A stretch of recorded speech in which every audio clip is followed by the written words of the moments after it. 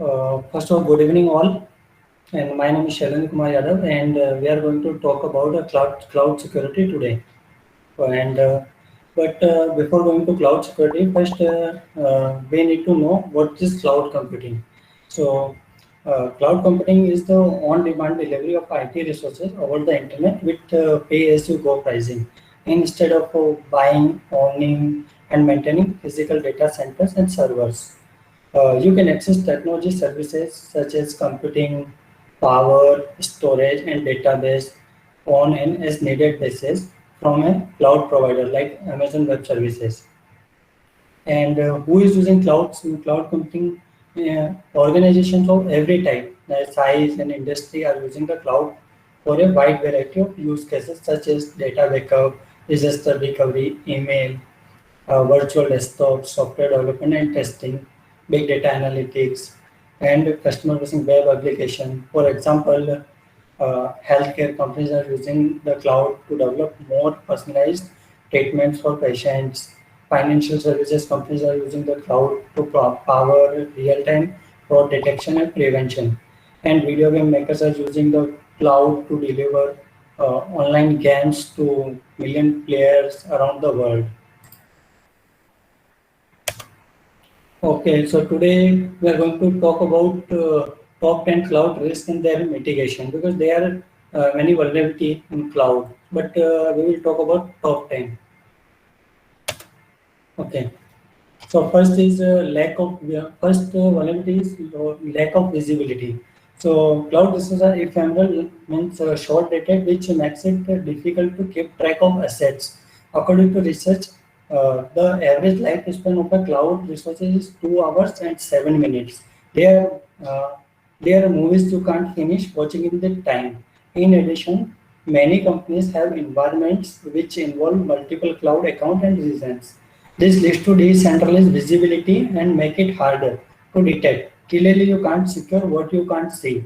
And for best practices, means for mitigation of this, we use a cloud security solution that provides visibility into the volume and types of resources, virtual machines, load balancers, security groups users across multiple cloud accounts and regions in a single pane of glass.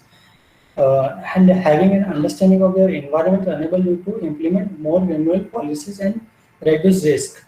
Now we'll talk about excessive S3 bucket permissions. And it means a simple storage service S3 allows AWS users to store and retrieve data in reliable and inexpensive way.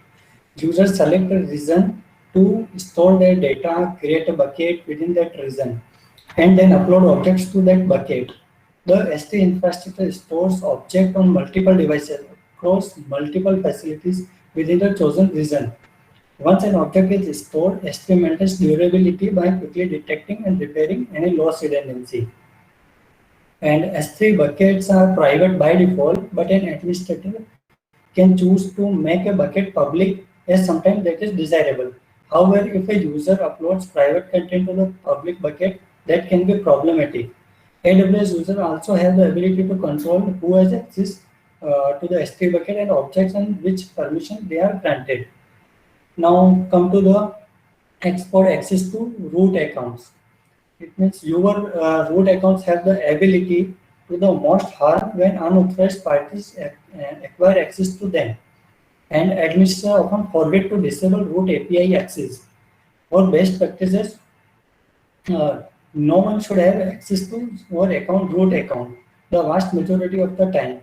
Not even your top admins. Never share them across user and applications. Root accounts absolutely must be protected by a multi-factor authentication and used as strongly as possible. And now come to IAM access keys, like identity and access management access keys. And these keys are often not rotated. That weakness IAM's ability to secure your user account and groups, giving cyber attackers a longer time window to acquire them. Plus, it ensures that all keys are not being used to access critical services. For best practices, we rotate or change your access keys at least once every 90 days. If you have given the users the necessary permission, then they can rotate their own access keys. Now, that is poor authentication practice. Okay. Lost or stolen credentials are a leading cause of cloud security incidents, and it is not uncommon to find access credentials to public cloud environments exposed on the internet. As and organization need a way to detect account compromise. For best practice, we use strong password policies and multi-factor authentication should be enforced in AWS environment. Amazon recommends enabling MFA for all accounts that have console password, and first determine which account already have MFA. Then go in the IAM and checkmark MFA devices for each user. Smartphone and other devices can be used for an extra factor for authentication. Now come to the weak encryptions. Almost all traffic should be encrypted, but this is especially true for financial and healthcare data. The performance hit of encrypting and decrypting data is negligible, and it ensures trust among web users when submitting forms. This is referred to as encryption in transit. Additionally, data and storage arrays should be protected from prying eyes. This is referred to as encryption of risk. Enterprises need to ensure that there are no weak links in the chain and when it comes to securing sensitive data. Now come to unnecessary privileges. You know, AWS IAM can be deployed to manage all of users' account and groups with policies and detailed permission option. Unfortunately, admins often assign overly permissive access to AWS resources. Not only does that enable users to make changes and have access that they shouldn't be allowed to have, and but if a cyber attacker acquires their account, more harm can be done. For best practices, you can configure IAM like any user permission system should comply with the principle of least privilege. That means any user and group should only have the permission that are required to perform their jobs and no more. Now we come to public AMIs. AMIs means Amazon Machine Images contain all the information necessary to launch an Amazon Elastic Compute Cloud EC2 instance. They act as a template that contains the software configuration like operating system, application server, and application that will be used with the launched instance. AWS user can create their own AMIs, utilize public AMIs, or purchase custom AMIs. But when a user create an image, they are given the option to make the AMI public. So share it with specific AWS account or make it private. Public AMIs can be launched by all AWS accounts and are shared in the AMIs catalog. However, because AMIs often contain proprietary or sensitive data, it is recommended that they always be set to private. Any AMIs that are they are publicly accessible should be carefully reviewed. Now come to broad IP ranges for security groups. In these security groups can be thought of as many, it is like a firewall that controls traffic to the AWS environment. Unfortunately, admins often assign security groups IP ranges which are broader than necessary. And even greater concern, research shows that 85% of resources associated with a security group don't restrict outbound traffic. The research found an increasing number of organizations were not following network security best practices and had mesh configuration or risky configurations.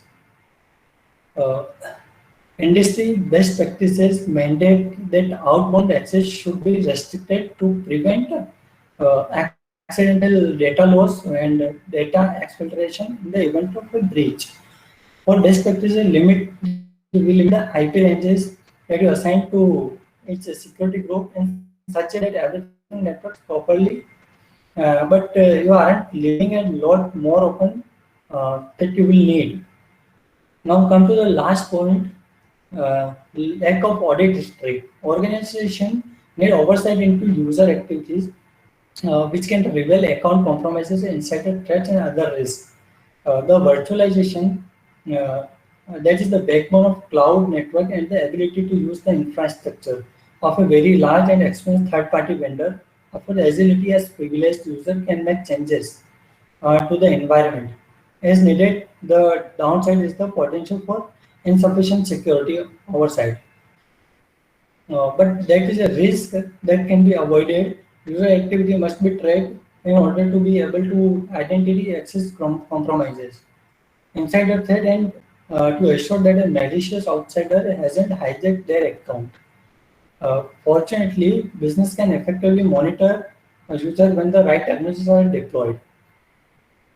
For best practices, AWS CloudTrail is a web services that provides even history of your AWS account activity, including actions taken through the AWS Management Console, AWS SDKs, command line tools, and other AWS services. It absolutely should be used, and enabling CloudTrail simplifies security analysis, resources changes tracking, and troubleshooting. Thank you for this. I hope you guys understood what I wanted to deliver.